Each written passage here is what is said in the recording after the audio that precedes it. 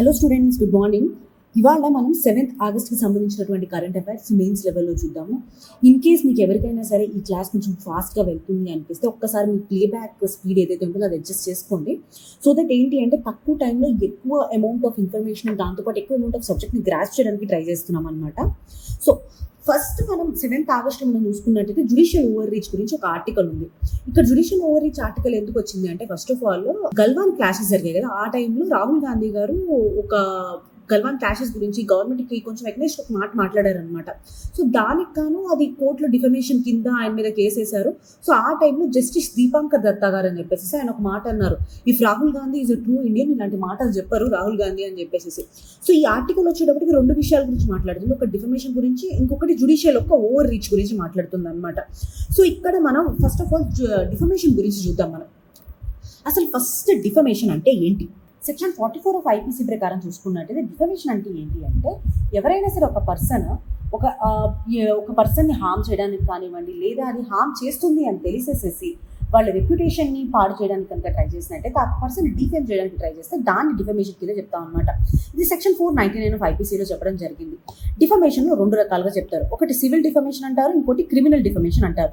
Civil defamation అంటే ఏంటి అంటే, నార్మల్గా ఇప్పుడు ఏదైనా రైటింగ్ వల్ల, అంటే ఏదైనా రాయడం వాళ్ళ గురించి, లేదా వాళ్ళ గురించి ఏదైనా మాట్లాడడం, సో ఇవన్నీ సివిల్ డిఫమేషన్ కింద వస్తాయి అనమాట. సో ఏదైనా మానిటరీ ఫినాన్షియల్ కాంపన్సేషన్ కానివ్వండి, వాళ్ళ రెప్యుటేషన్ డ్యామేజ్కి ఏదైనా ఫినాన్షియల్ కాంపన్సేషన్ ఇస్తారు ఈ సివిల్ డిఫమేషన్లో చూసుకున్నట్టయితే. అదే క్రిమినల్ డిఫమేషన్లో చూసుకున్నట్టయితే 2 years వరకు ఇంప్రిజన్మెంట్ అనేది ఉంటుంది. నెక్స్ట్ క్వశ్చన్ వచ్చేటప్పటికి ఈ డిఫమేషన్ లాస్ ఏదైతే ఉన్నాయో అసలు ఎందుకు మనకి ఇండియాలోనే కానీ ఎక్కడైనా కానీ అసలు ఎందుకు ఈ డిఫమేషన్ లాస్ కావాలి, వాట్ ఈస్ ద నీడ్ అనేది క్వశ్చన్ చేస్తారనమాట. అసలు ఇక్కడ నీడ్లో మనం చూసుకున్నట్టయితే ఫస్ట్ అండ్ ఫార్మోస్ట్ నీడ్ వచ్చేటప్పటికి ఒక ఇండివిజువల్ ఒక డిగ్నిటీని ప్రొటెక్ట్ చేయడానికి, ఒక పర్సన్ ఒక ఇంట్రెన్సిక్ ఒక పర్సన్ అవ్వడం వల్ల ఆ పర్సన్కి ఒక రెస్పెక్ట్, ఒక రెప్యుటేషన్ అనేది ఉంటుందన్నమాట. సో ఆ పర్సన్ యొక్క రెప్యుటేషన్ని, రెస్పెక్ట్ని కాపాడడానికి డిఫమేషన్ లాస్ ఉండాలి. Subramanian Swamy versus union of India case అని చెప్పి 2016లో కేసు జరిగింది. ఆ కేసులో కూడా కోర్టు ఈ విషయమే చెప్పింది అనమాట, ఒక పర్సన్ కి రెప్యుటేషన్ అనేది చాలా ఇంపార్టెంట్. సో ఆ పర్సన్ యొక్క డిగ్నిటీని డిస్ట్రాయ్ చేయకూడదు, అందుకని చెప్పేసి క్రిమినల్ డిఫమేషన్ ఏదైతే ఉందో దాన్ని అప్హెల్డ్ కూడా చేసింది ఈ ఫస్ట్ కేసులో. ఒకటేంటి ఇండివిజువల్ ఒక డిగ్నిటీ, రెప్యుటేషన్ని ప్రొటెక్ట్ చేయడం. రెండోది వచ్చేటప్పటికి లా అండ్ ఆర్డర్ డిస్ట్రప్షన్స్ నుంచి మన నార్మల్ సివిల్ సొసైటీని ప్రొటెక్ట్ చేయడం అనమాట. ఇక్కడ మనం చూసుకున్నట్టయితే ఏదైనా రాంగ్ డిఫమేటరీ సెంటెన్సెస్ వల్ల ఒక రిలీజన్ కానివ్వండి, లేదా ఒక కైండ్ ఆఫ్ మైనారిటీస్ వైపుగా కానివ్వండి, ఒక డిఫమేటరీ సెంటెన్సెస్ కానీ వాళ్ళ గురించి ఏదైనా రాసిన కమ్యూనల్ హేటెడ్ అనేది వచ్చే అవకాశం ఉంటుంది.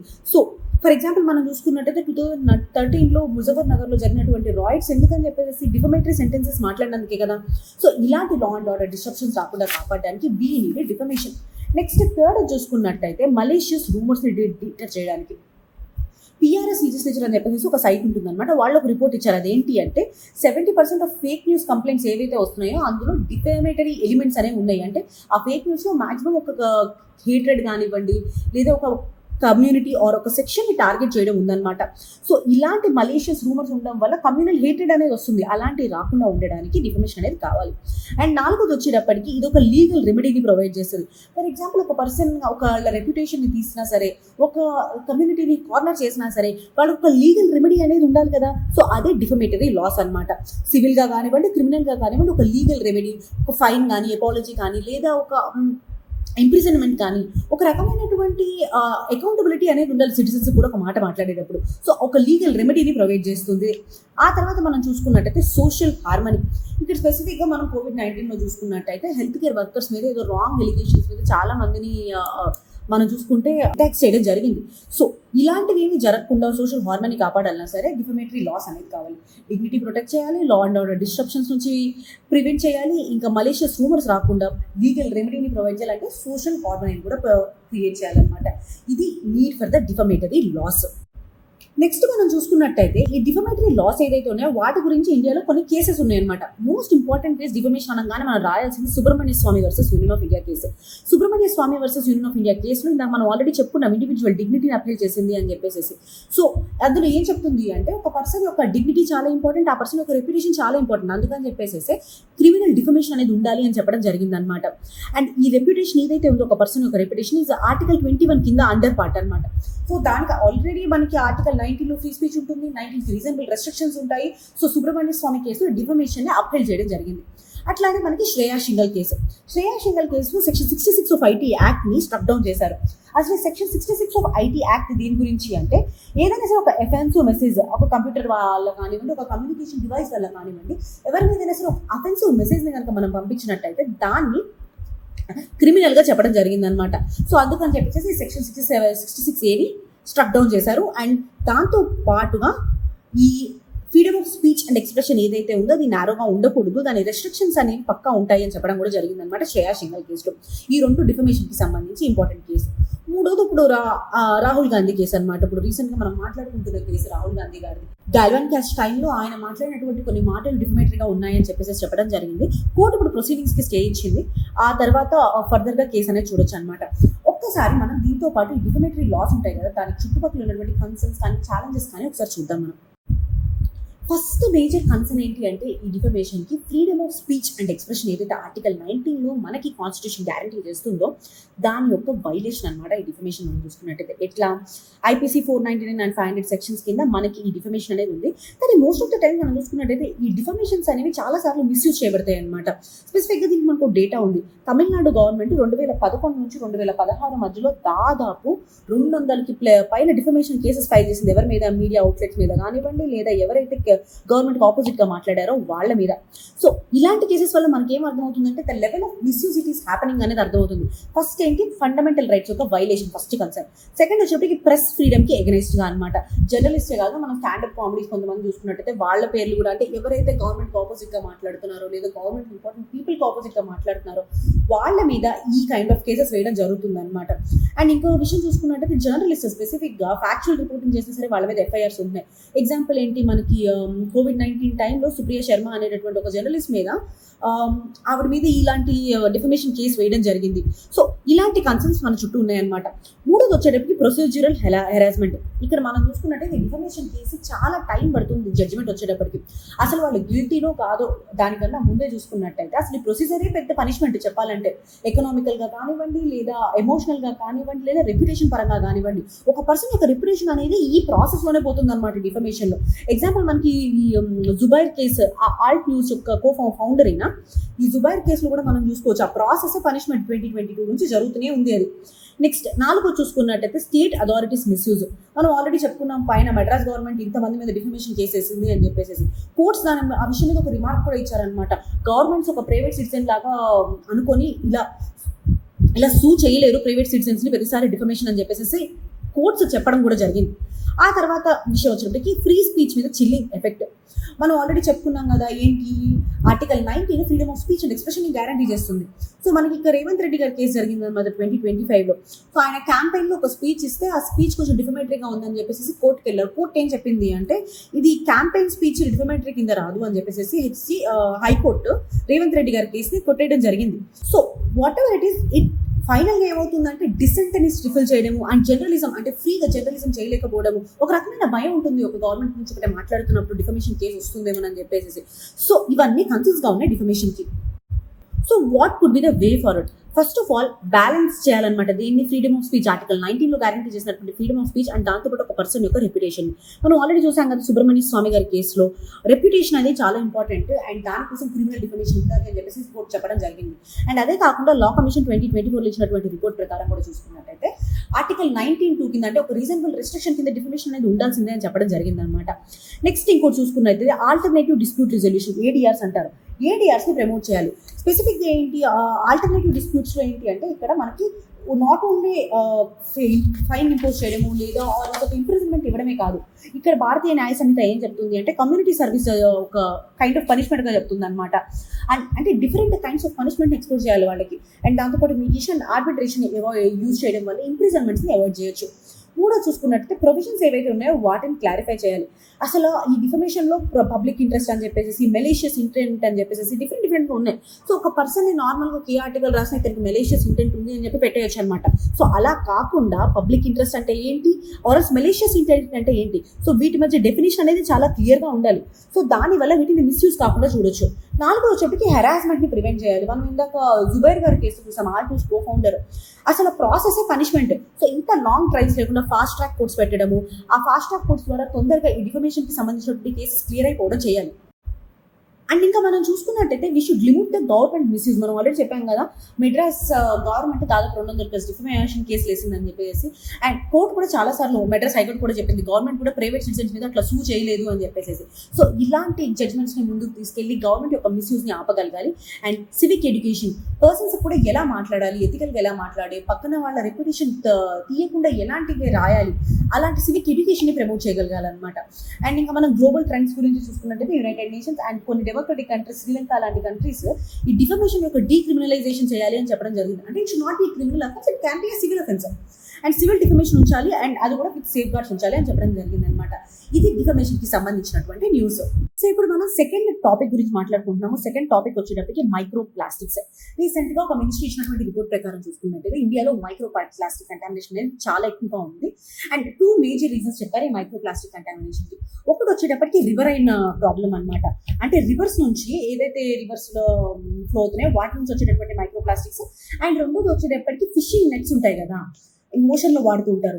ఆ ఫిషింగ్ నెట్స్ అబాండన్ చేయడం, పాతవి అయిపోవడం, సో వీటి వల్ల వచ్చేటటువంటి మైక్రో ప్లాస్టిక్స్ పొల్యూషన్ అనమాట.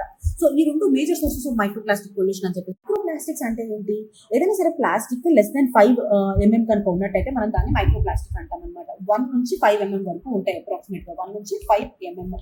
సో ఇంకా మనం చూసుకున్నట్టయితే మైక్రో ప్లాస్టిక్స్ 2 రకాలుగా ఉంటాయి. ఒకటి వచ్చేటప్పటికి ప్రైమరీ మైక్రో ప్లాస్టిక్స్ అంటారు, రెండోది సెకండరీ మైక్రో ప్లాస్టిక్స్ అంటారు. ప్రైమరీ మైక్రో ప్లాస్టిక్స్ అంటే ఏంటంటే ఇంటెన్షనల్ గా ఆ మైక్రో ప్లాస్టిక్ ని తయారు చేస్తారనమాట.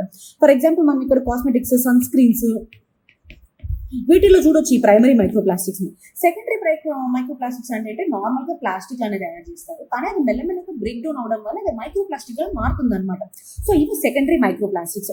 సో ఇక్కడ మనం చూసుకున్నట్టయితే ఇండియా ఈ మైక్రో ప్లాస్టిక్ పొల్యూషన్ అనేది వర్సన్ అయిపోతుంది. అండ్ ఇది కూడా మేజర్ రీజన్ ఏంటి అంటే single use plastics and waste handling సరిగ్గా లేకపోవడం వల్ల. OECD ఒక రిపోర్ట్ ఇచ్చింది అనమాట. బై 2040 మైక్రో ప్లాస్టిక్ రిలీజ్ అనేది 50% కన్నా పెరిగిపోతుంది గ్లోబల్లీ అని చెప్పేసి చెప్పింది. ఇక్కడ మనం ఒక్కసారి ఈ మైక్రో ప్లాస్టిక్ యొక్క ఇంప్లికేషన్స్ చూద్దాం. ఫస్ట్ ఇంప్లికేషన్ వచ్చినప్పటికీ హెల్త్ మీద ఉంటుంది అనమాట. ఇక్కడ మనం చూసుకున్నట్టయితే water and food contamination is the most important implication. 93% of the bottled water samples ఉంటాయి కదా, BIS చేసినటువంటి స్టడీ ప్రకారం 93% ఆఫ్ ద వాటర్ శాంపిల్స్ ఏవైతే ఉన్నాయో వాటిలో మైక్రో ప్లాస్టిక్స్ కనిపించాయి. నాట్ ఓన్లీ వాటర్ శాంపిల్స్ అండి, సాల్ట్, అంటే రోజువారీ తినే ఫుడ్, సీ ఫుడ్ లో కూడా మనకి ICMR స్టడీ వల్ల తెలుస్తుంది అనమాట వీటిలో మైక్రో ప్లాస్టిక్స్ ఉన్నాయని చెప్పేసి. సో గట్ ఇన్ఫ్లమేషన్ కానివ్వండి, క్యాన్సర్ రిస్క్ కానీ, టాక్సిసిటీ రిస్క్ కానీ ఎక్కువగా ఉంటుంది.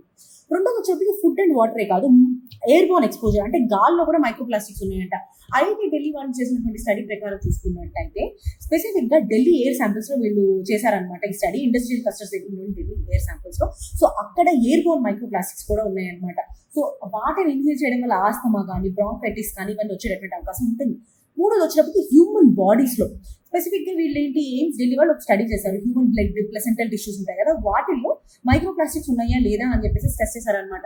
సో వాటిలో మైక్రో ప్లాస్టిక్స్ అనేవి ఉండడం జరిగింది. సో దీనివల్ల మైక్రో ప్లాస్టిక్స్ బయో అక్యుములేట్ అవుతాయనే విషయం కూడా తెలుస్తుంది. నెక్స్ట్ చూసుకున్నట్టయితే కెమికల్ లీచింగ్. సో ఈ మైక్రో ప్లాస్టిక్స్ ఏంటి అంటే వాటిలో టాక్సిక్ కెమికల్స్ ఉంటాయి, BPA అని చెప్పేసి. సో ఇలాంటి కెమికల్స్ ఎప్పుడైతే బాడీలోకి వెళ్తాయో అప్పుడు ఆ కెమికల్స్ అనేవి లీచ్ అవ్వడం వల్ల ప్యాంక్రియాస్ డిసీజెస్ కానివ్వండి, లేదా ఇన్ఫర్టిలిటీ కానివ్వండి, ఇవన్నీ వచ్చే అవకాశం ఉంటుంది అనమాట.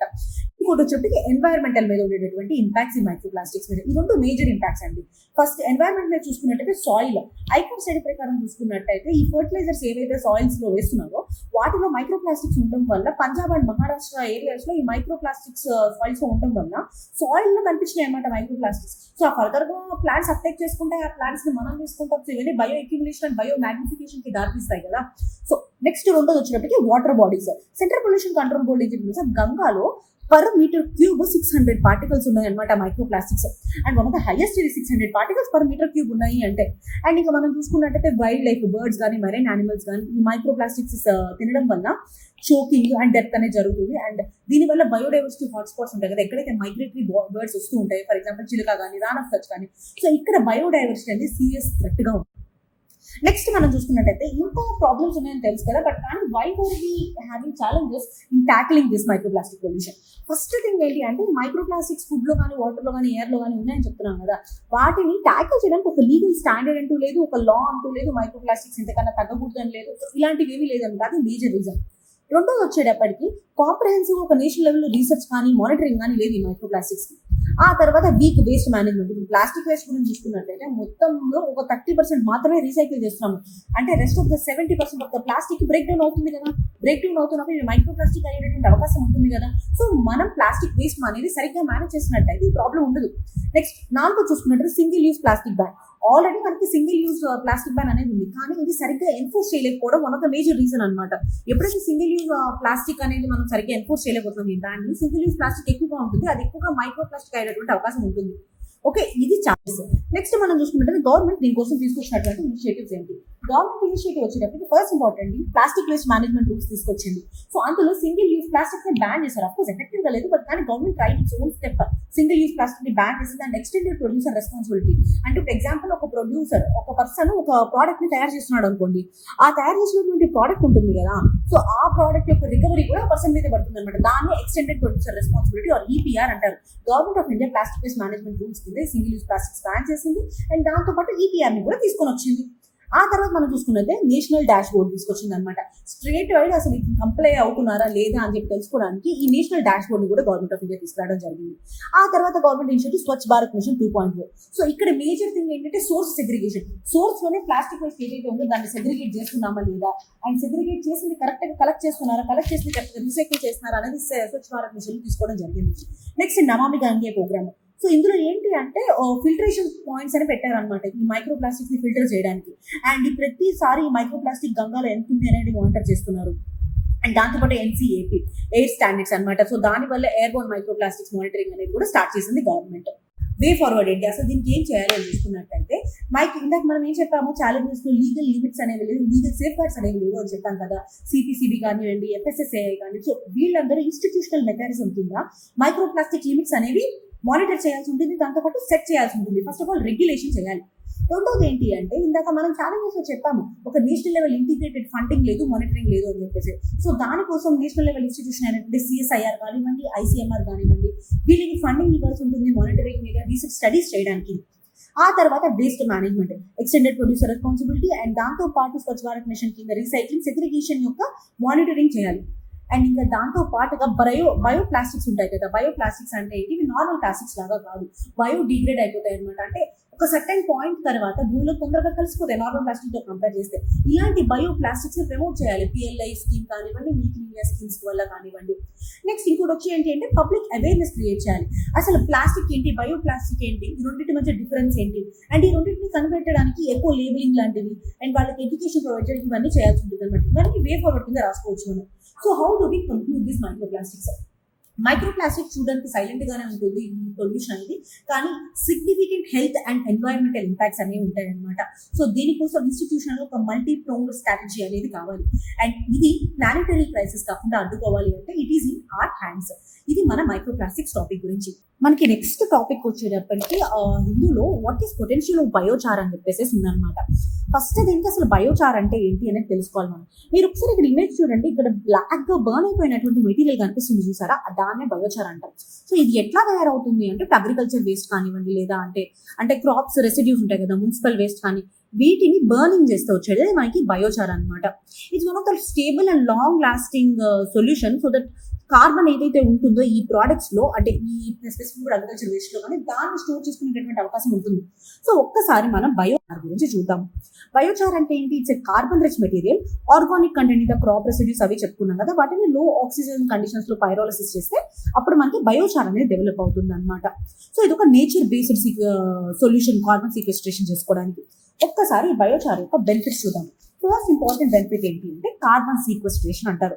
సో బేసిక్గా ఎప్పుడైతే ఈ పైరోలసిస్ చేస్తామో అందులో వచ్చేటటువంటి బయోచార్ ఉంటుంది కదా, అది ఒక లాంగ్ టర్మ్ కార్బన్ సింక్ లాగా యాక్ట్ చేస్తుంది అనమాట. Up to 2.7 gigatons of carbon dioxide every year మనకి ఈ బయోచార్ ద్వారా కార్బన్ సీక్వెస్ట్రేషన్ చేసే అవకాశం ఉంటుంది. అండ్ దాంతోపాటు సాయిల్ హెల్త్, అగ్రికల్చర్ ప్రొడక్టివిటీ. ఈ బయోచార్ ఏదైతే మనం ప్రొడ్యూస్ చేస్తామో అది ఎప్పుడైతే ప్లాంట్స్ కి వాడతామో మనము, అప్పుడు ఆ ప్లాంట్ యొక్క సాయిల్ హెల్త్ అంటే స్పెసిఫిక్గా సాయిల్ స్ట్రక్చర్ కానివ్వండి, దాని మైక్రోబియల్ యాక్టివిటీ, వాటర్ రిటెన్షన్ అనేవి పెరుగుతాయి, మైక్రోబియల్ యాక్టివిటీ అనేది తగ్గుతుంది, సాయిల్ స్ట్రక్చర్ మంచిగా ఉంటుంది అనమాట. సో ఐకార్ చేసినటువంటి స్టడీ ప్రకారం చూసుకున్నట్టయితే 15-20% ఈల్డ్ అనేది రైజ్ అయింది ఈ బయోచార్ యూజ్ చేయడం వల్ల. బంగ్లాదేశ్లో 33% ఈల్డ్ రైజ్, ఇంకా విదర్భ రీజన్లో మనం చేసినటువంటి ట్రయల్స్లో 16% ఆఫ్ ద వీట్ అనేది ఈల్డ్ అనేది పెరిగింది అనమాట. నెక్స్ట్ మనం చూసుకున్నట్టయితే ఇక్కడ ఇంకా అడ్వాంటేజెస్ ఏంటి అంటే methane and nitrous oxide emission reduction. స్పెసిఫిక్గా మీథేన్ అండ్ ఈ బయోచార్ని సాయిల్ అప్లై చేయడం వల్ల అక్కడ ఉన్నటువంటి మైక్రోబియల్ యాక్టివిటీ అనేది తగ్గుతుంది. సో మీథేన్ అండ్ దాంతోపాటు నైట్రస్ ఆక్సైడ్ యొక్క ఎమిషన్స్ అనేవి తగ్గుతాయి అనమాట అందులో నుంచి. ఇంకా మనం చూసుకున్నట్టయితే సాయిల్ నుంచి వస్తున్నటువంటి గ్రీన్ హౌస్ గ్యాస్ ఎమిషన్స్ ఓవరాల్గా 12% తగ్గేటువంటి అవకాశం ఉంది. అండ్ 4వ మేజర్ సిగ్నిఫికెన్స్ ఏంటంటే వేస్ట్ యూటిలైజేషన్. అగ్రికల్చర్ వేస్ట్ ఏదైతే ఉందో ఇప్పుడు క్రాప్ రెసిడ్యూ అనేది అగ్రికల్చర్ వేస్ట్ కదా, సో దీన్ని బయోచార్ కింద మనం కన్వర్ట్ చేసుకుంటున్నాము. సో దానివల్ల ఏమవుతుంది, స్టబుల్ బర్నింగ్ అనేది తగ్గుతుంది. స్టబుల్ బర్నింగ్ వల్ల ఏమవుతుంది, ఎయిర్ పొల్యూషన్ అనేది వస్తుంది, పర్టికులేట్ మ్యాటర్ అనేది పెరుగుతుంది. సో అవన్నీ తగ్గించే అవకాశం ఉంటుంది. వేస్ట్ యూటిలైజ్ చేయడము అనేది దాంతో పాటుగా ఎన్వైరన్మెంట్ మీద పొల్యూషన్ ఎఫెక్ట్ కూడా తగ్గించడం అనమాట. ఇక్కడ మనం చూసుకున్నట్టయితే తాకాచార్ అని ఒక స్టార్ట్అప్, ఈ స్టార్ట్అప్ దాదాపు 3000+ టన్స్ ఆఫ్ బయో వేస్ట్ అని తీసుకొని దాన్ని క్రాప్ రెసిడ్యూ నుంచి బయోచార్ గా కన్వర్ట్ చేసినారు. నెక్స్ట్ ఇంకోటి గూగుల్ అండ్ వరాహా డీల్. గూగుల్ వాళ్ళు దాదాపు 10,000 టన్స్ ఆఫ్ కార్బన్ క్రెడిట్స్ ని వరాహా నుంచి కొనుక్కున్నారనమాట. సో దీనివల్ల ఏమవుతుంది, క్లైమేట్ చేంజ్ మిటిగేషన్ కానివ్వండి అండ్ ఇండియా యొక్క నెట్ జీరో టార్గెట్స్ మనం సపోర్ట్ చేయగలుగుతాము. నెక్స్ట్ ఈ సెక్టర్ ఏదైతే ఉందో ఈ బయోచార్ స్కేలింగ్ సెక్టర్, ఈ అచీవ్మెంట్స్ ఆరల్స్ సిగ్నిఫికెన్స్ చాలా బాగుంది, కానీ ఛాలెంజెస్ ఏంటి, ఈ సెక్టర్ని మనం ఎందుకు స్కేల్ చేయలేకపోతున్నాము. ఫస్ట్ మేజర్ ఛాలెంజ్ ఏంటంటే హై కాస్ట్. ఇప్పుడు బేస్గా ఒక చిన్న యూనిట్ పెట్టాలంటే 50 లక్షలు అవుతుంది, ఇంకా అడ్వాన్స్ యూనిట్స్ పెట్టాలంటే 60-85 లక్షలు అవుతుంది అనమాట. సో స్కేలింగ్ విషయంలో first problem. So small farmers ఎవరైతే ఉంటారో వాళ్ళకి సబ్సిడీస్ కానివ్వండి లేదా ఇన్సెంటివ్స్ కానీ ఇవ్వాల్సి ఉంటుంది ఇలాంటి సెటప్ చేయాలి అంటే. రెండోది ఏంటంటే క్వాలిటీ స్టాండర్డ్స్ లేకపోవడం. ఇక్కడ బేసిక్ ఏంటంటే బయోచార్ ప్రొడ్యూస్ చేసిన తర్వాత దానికి సర్టిఫికేషన్ కానివ్వండి స్టాండర్డ్స్ కానీ లేకపోవడం. సో ఇంకా దాంతో పాటు ఏదైతే ఈ స్టాండర్డ్స్ ఆఫ్ సర్టిఫికేషన్స్ ఉంటాయో వీటిని కార్బన్ మార్కెట్స్ లో ఎలా అమ్మాలి ఆర్ పబ్లిక్ ప్రొక్యూర్మెంట్ కి ఎలా అమ్మాలి అనేది చాలా మందికి అవేర్నెస్ లేకపోవడం అనమాట. మూడోది వచ్చేటప్పటికి ఈ అవేర్నెస్ విషయంలోనే ఫార్మర్ అవేర్నెస్ లేదు. అండ్ దాంతోపాటు ఎక్స్టెన్షన్ సర్వీస్ మనం ఆల్రెడీ చెప్పాం కదా, ట్రేడింగ్ క్రెడిట్స్ ని ఎట్లా తీసుకెళ్లాలి ముందుకి అనేది చాలా మందికి తెలియదు అనమాట. అండ్ దాంతోపాటు ఎన్జిఓస్ తో వీక్ కొలాబరేషన్స్ ఉన్నాయి. కొన్ని ఎన్జిఓస్ ఉన్నాయి, ఐసాప్ అనేటువంటి ఎన్జిఓస్, ఐసాప్ ఇండియా అని చెప్పేసి వీళ్ళు కొన్ని స్టేట్స్ లో యాక్టివ్ గా ఉన్నారు, కొన్ని డెమోస్ ద్వారా ట్రైన్ చేస్తున్నారు. బట్ మోస్ట్ ఎన్జిఓస్ ఇంకా యాక్టివ్ గా ఉండాలి ఆ విషయంలో. ఇంకోటి చూసుకున్నట్టయితే అగ్రి ఎకలాజికల్ కన్స్ట్రెయింట్స్. సో బేసిక్గా ఏంటంటే డ్రై ల్యాండ్ రీజియన్స్, విదర్భ లాంటి రీజన్స్ ఉంటాయి కదా, అక్కడ బయోమాస్ అనేది తక్కువగా ఉంటుంది. ఒక ప్లాంట్ నుంచి వచ్చేటువంటి బయోమాస్ చాలా తక్కువగా ఉంటుంది. సో అందులో నుంచి ఎంత బయోచార్ చేస్తామో అనేది చాలా ఇంకా తగ్గిపోతుంది అనమాట బయోమాస్ తక్కువగా ఉంటే. అండ్ ఇంకోటి మనం చూసుకున్నట్టయితే ఈ సాయిల్ స్పెసిఫిక్ గా కూడా చూసుకుంటే ఒక్కొక్క సాయిల్ ఒక్కొక్కలాగా ప్లాంట్స్ పెరుగుతూ ఉంటాయి. దాని వల్ల కూడా బ్రాడ్ గా అప్లై చేయలేవు ఈ బయోచార్ అని కానీ. నెక్స్ట్ దీనికోసం గవర్నమెంట్ ఆఫ్ ఇండియా తీసుకొచ్చినటువంటి ఇనిషియేటివ్స్ ఏంటి అనేది చూద్దాం అనమాట. ఫస్ట్ వచ్చేటప్పటికి PM Pranam scheme. PM Pranam scheme chemical fertilisers యొక్క వాడకాన్ని తగ్గించడానికి వీళ్ళు ట్రై చేస్తారనమాట ఈ స్కీమ్ కింద. సో ఈ స్కీమ్ కింద ఆల్టర్నేటివ్ గా బయోచార్ ని ప్రమోట్ చేస్తారు. సో దీనికోసం అని చెప్పేసి ఇలా బయోచార్ ని ప్రమోట్ చేయడం వల్ల దాదాపు సింథటిక్ ఫర్టిలైజర్ లోడ్ అనేది తగ్గింది. ఎంత 15 lakh tons synthetic fertiliser load అనేది తగ్గింది పిఎం ప్రణామ్ స్కీమ్ కింద. నెక్స్ట్ ఇంకోటి గోబర్ధన్ యోజన. సో ఇందులో కూడా ఆర్గానిక్ గా waste to wealth initiatives promote చేస్తారు, స్పెసిఫికల్లీ పైరోలసిస్ వల్ల. అండ్ నెక్స్ట్ వచ్చేటప్పటికి ఐకార్ బయోచార్ పైలట్ ప్రాజెక్ట్స్ అనమాట 2023 నుంచి చేస్తున్నారు. ఒక 7 ఆగ్రో క్లైమాటిక్ జోన్స్ వీళ్ళు ట్రయల్స్ అండ్ వర్క్ షాప్స్ ని కండక్ట్ చేశారు. ఇంకా దాంతో పాటు గవర్నమెంట్ ఆఫ్ ఇండియా యొక్క మిషన్ లైఫ్ అండ్ దాంతోపాటు national bio energy policy. So sustainable గా బయోమాస్ యూజ్ అండ్ సర్క్యులర్ ఎకానమీని ఈ పాలసీ కింద ప్రమోట్ చేస్తారు. ఏంటి policy? Mission LiFE and national bio energy policy. ఇంకోటి వచ్చేటప్పటికి మనకి హైదరాబాద్ లో బయోచార్ సెంటర్ ఫర్ ఎక్సలెన్స్ అని చెప్పేసి ఒక సెంటర్ ని పెట్టడం జరిగింది అనమాట. ఇది హార్ట్ఫుల్నెస్ ఇన్స్టిట్యూట్ అండ్ పేపాల్ వాళ్ళ సహకారంతో పెట్టారు. సో ఇక్కడ ఏంటి అంటే రూరల్ ఉమెన్ కానివ్వండి, యూత్ కానివ్వండి, వీళ్ళకి బయోచార్ ఫెసిలిటీస్ మీద ట్రైనింగ్ ఇస్తారు. అండ్ వీటిని ఎలా అప్లై చేయాలి, ఈల్డ్ గెయిన్స్ ఎంత అని చెప్తారనమాట. మనం ఆల్రెడీ ఇందాక ఈల్డ్ గెయిన్స్ గురించి చెప్పుకున్నాం ఇండియాలో విదర్భ రీజన్ లో స్పెసిఫిక్ గా. నెక్స్ట్ ఇంకోటి వచ్చేటప్పుడు ఎంగిని అని చెప్పేసి ఈ పైరాలసిస్ కోసం అని చెప్పి మనం ఛాలెంజ్ లో విషయం చెప్పాలి. ఏంటి? బేసిక్ గా ఒకటి పెట్టాలంటేనే దాదాపు 50 లక్షలు ఖర్చు అవుతుంది. ఇంకా అడ్వాన్స్ ప్లాంట్ పెట్టాలంటే 80 lakhs ఖర్చు అవుతుంది. అలా కాకుండా ఎంగిని అని అఫోర్డబుల్ గా పైరాలసిస్ టూల్స్ తీసుకొచ్చారనమాట. ఒకవేళ డ్రమ్ లాంటి యూనిట్స్ లో కనుక పైరాలసిస్ చేశారనుకోండి అది 5 నుంచి 7,000 లో అయిపోయేటట్టు. అట్లానే ట్రాక్టర్ మౌంటెడ్ యూనిట్స్ అయితే మనకి 30,000 లో అయిపోయేటట్టు వీళ్ళు కొన్ని పైరాలసిస్ యూనిట్స్ తీసుకొచ్చారు బయోచార్ కోసం. అండ్ ఇంకా మనం చూసుకున్నట్టయితే వీటి వల్ల స్పెసిఫిక్ గా మహారాష్ట్రలో ఇవి తీసుకొచ్చారనమాట. అక్కడ షుగర్ కేన్ ఈల్డ్స్ అనేవి పెరగడం కూడా మనం అబ్జర్వ్ చేయొచ్చు. నెక్స్ట్ ఇంకా అసలు ఈ బయోచార్ ఇండస్ట్రీని ఇండియాలో ప్రమోట్ చేయడానికి వే ఫార్వర్డ్ ఏంటి అంటే, ఫస్ట్ ఆఫ్ ఆల్ మనం ఆల్రెడీ ఇంకా ఛాలెంజ్ లో చెప్పుకున్నది కార్బన్ మార్కెట్స్ ఇంటిగ్రేట్ చేయడం. దీనికి ఒక కొలాబరేటివ్ ఎఫర్ట్ ఉండాలన్నమాట. ఫస్ట్ ఆఫ్ ఆల్ ఫార్మర్ కి అవేర్నెస్ క్రియేట్ చేయడం, ఆ తర్వాత వాళ్ళ ఈ ప్లాంట్స్ పెట్టుకునేలాగా చేయడం, ఆ పెట్టుకున్నటువంటి ప్లాంట్స్ నుంచి వచ్చినటువంటి క్రెడిట్స్ ఏవైతే ఉంటాయో వాటిని అమ్మేలాగా చేసినటువంటి మార్కెట్కి తీసుకెళ్ళగలరు. So for example Google Varaha deal కానివ్వండి, ఇవన్నీ అవి సూచిస్తున్నాయి. దీనికోసం ఇంటర్ ఏజెన్సీ కోఆర్డినేషన్ అనేది కావాలి ఫస్ట్ కింద. రెండోది వచ్చేటప్పటికి పైరాలసిస్ ఎఫెక్టివ్ గా తీసుకురావాలి. ఇంత ఆల్రెడీ చెప్పాం కదా, ఎంగిరి అని చెప్పేసి ఒకటి తీసుకొచ్చామని చెప్పేసి, drum units, tractor units. So ఈ పైరాలసిస్ టెక్నాలజీ అనేది ఎఫర్డబుల్ గా ఉంటే స్మాల్ ఫార్మర్స్ కూడా దీని నుంచి సంపాదించుకుని ఆల్టర్నేటివ్ ఫైనాన్సెస్ వచ్చేటటువంటి అవకాశం ఉంటుంది అనమాట. అదే కాకుండా పిఎం కుసుమ్ స్కీమ్ కానివ్వండి, స్టార్ట్అప్ ఇండియా, ఇలాంటి స్కీమ్స్ దీన్ని ఇంటిగ్రేట్ చేస్తే వాళ్ళకి ఒక ఫినాన్షియల్ సపోర్ట్ అనేది దొరుకుతుంది. Next FPO and PPB based hubs, అంటే public private partnerships, farmer procurement organisation. So వీళ్ళందరి దగ్గర రీజనల్ గా ఒక biochar hub and spoke model లాగా హబ్స్ ఉండాలి. సో దానివల్ల ఏమవుతుంది, స్మాల్ ఫార్మర్స్ వాళ్ళకి కనెక్ట్ అవ్వడము, వాళ్ళు ఇంకా పైకి వెళ్ళి క్రెడిట్స్ అమ్మడం, ఒక ఇన్స్టిట్యూషనల్ మెకానిజం అనేది దొరుకుతుంది అనమాట. ఆ తర్వాత last but not least training, awareness and standards అనేవి సెట్ చేయాలి. ఐకార్ వాళ్ళు కానివ్వండి, ఎవరైనా సరే ఫస్ట్ ఆఫ్ ఆల్ బయోచార్ కి కావాల్సిన స్టాండర్డ్ సెట్ చేయాలి. ఈ క్రెడిట్ ప్రోగ్రామ్స్ లో ఎలాంటి బయోచార్స్ ని అమ్మాలి, సో దాంతో పాటు అవేర్నెస్ విషయంలో మిషన్ లైఫ్ ద్వారా బిహేవియర్ చేంజెస్ ని తీసుకురావాల్సి ఉంటుంది. సో ఇలాంటి వాటి వల్ల ఇండియా యొక్క నెట్ జీరో ఎకానమీ ఉంటుంది కదా, దాన్ని సపోర్ట్ చేయొచ్చు. ఇవి ఇండియా యొక్క SDGs. For example SDG 2 which is supporting zero hunger, SDG 12 responsible consumption, SDG 13 climate action, SDG 15 life on land. దాంతోపాటు సాయిల్ హెల్త్ అండ్ ఇంకా మనం చెప్పాలి అంటే అగ్రికల్చరల్ వేస్ట్ అనేది కూడా తగ్గించే అవకాశం ఉంటుంది అనమాట, ఈ బయోమాస్ ని బయోచార్ గా కన్వర్ట్ చేయడం వల్ల. Thank you so much. ఇది ఇవాల్టి current affairs. Thank you for being with us.